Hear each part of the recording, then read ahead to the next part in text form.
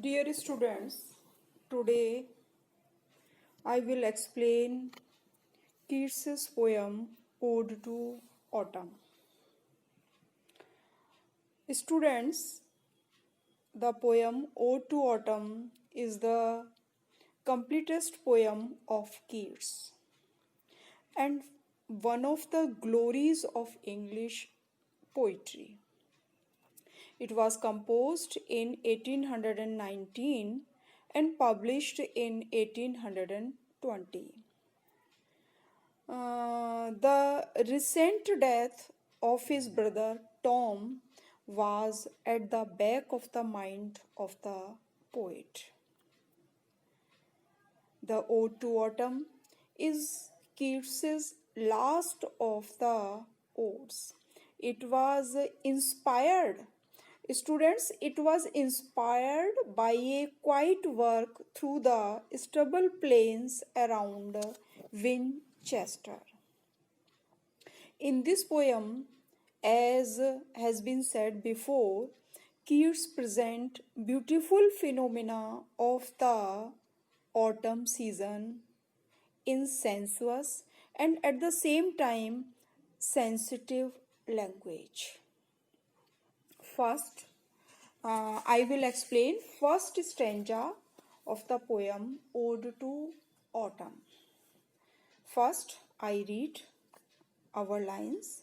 Season of mists and mellow fruitfulness, close bosom friend of the maturing sun, conspiring with him how to load and bless with fruit the vines that round the thatches run, to bend with apples and most cottages trees, and fill all fruits with ripeness to the core, to swell the gourd and plump the hazel shells with a sweet kernel, to set budding more, and still more later flowers for the bees, until they think warm days will never cease, for summer has overbrimmed their clammy cells.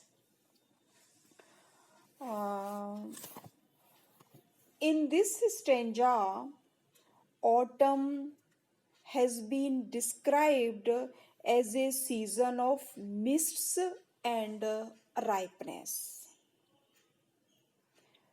The first line, season of mists and mellow fruitfulness, this line explains the theme fruitful and complete life.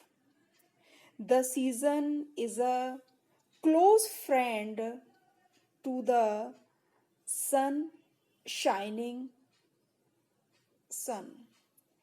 In autumn, the sun shines at its maturity. You know, in autumn season, the sun shines at its maturity.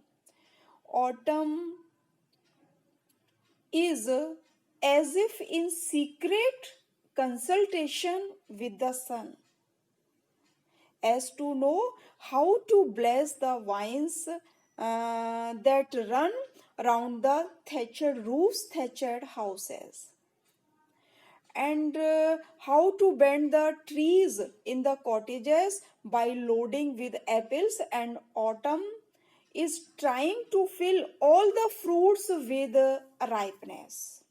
So it is clear that autumn season is the season of mists and ripeness.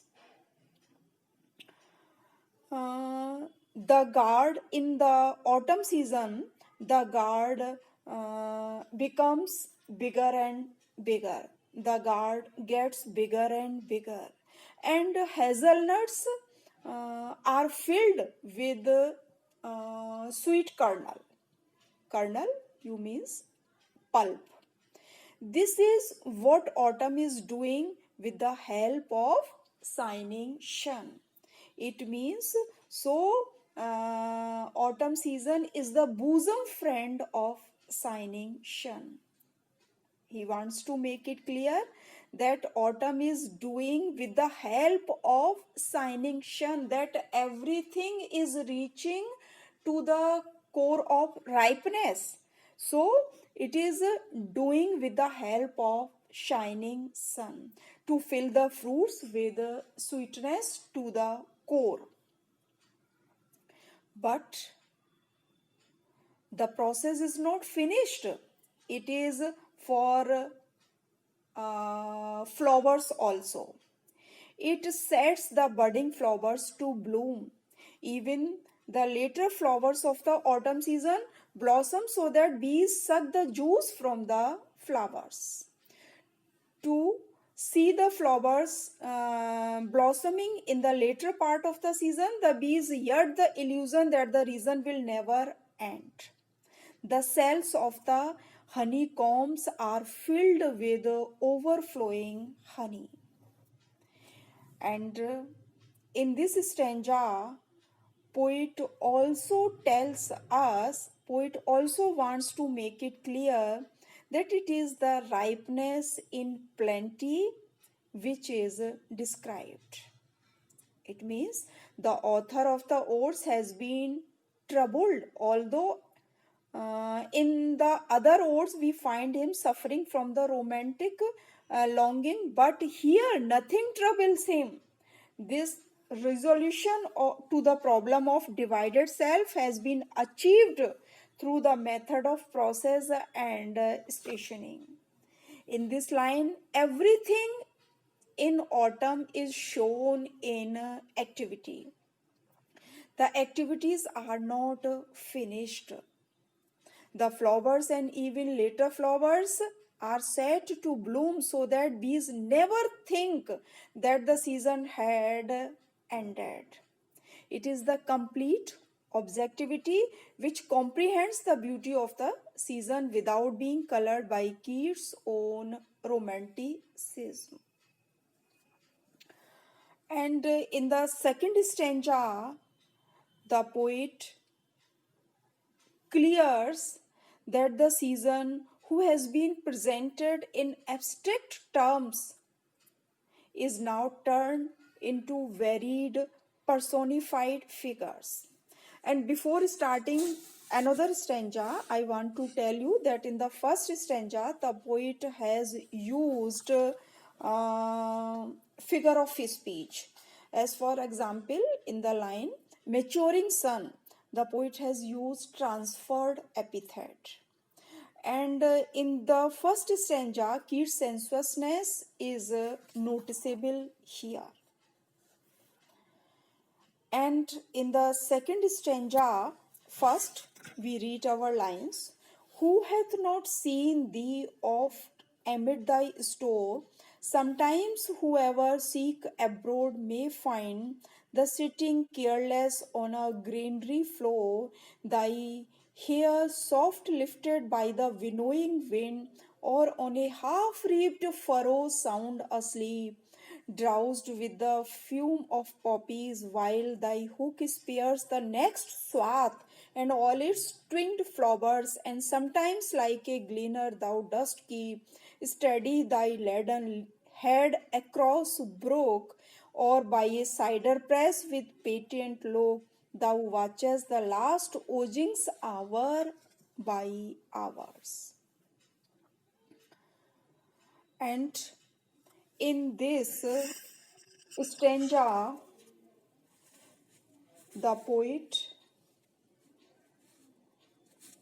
clears out that first of all he addresses the season, telling him that everybody has seen him in the mid of the plenty of the harvesting season.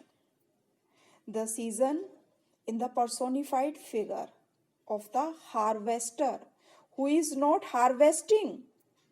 Harvester who is not harvesting could be seen sitting carelessly on the granary floor. And the hair of the harvester lifted softly by the wind that comes from the threshing machine. And secondly, autumn is seen in its drowsy mood,